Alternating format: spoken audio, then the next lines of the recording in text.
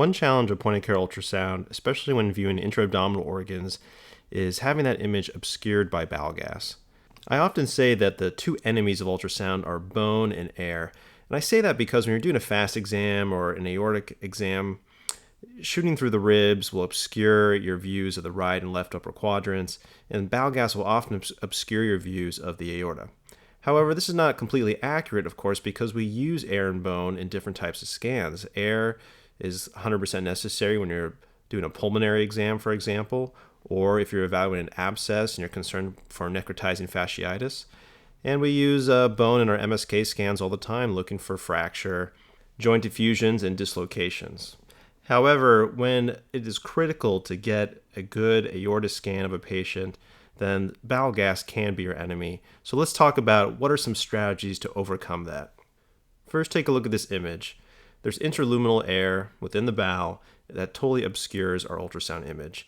It causes this dirty shadowing, and what's happening is the ultrasound waves are hitting the air molecules, are getting scattered all over the place, and we can't really tell what's going on.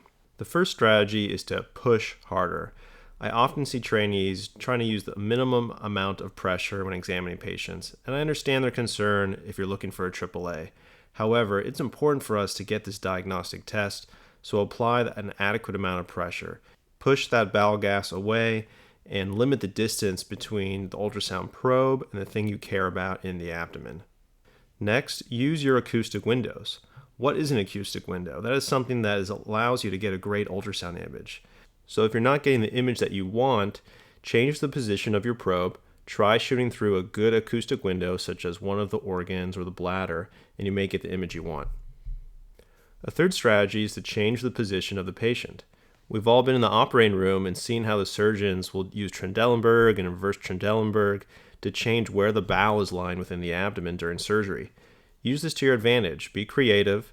Use Trendelenburg and reverse Trendelenburg and maybe use one of the lateral decubus positions. Try all these techniques next time, and I think you'll have great success.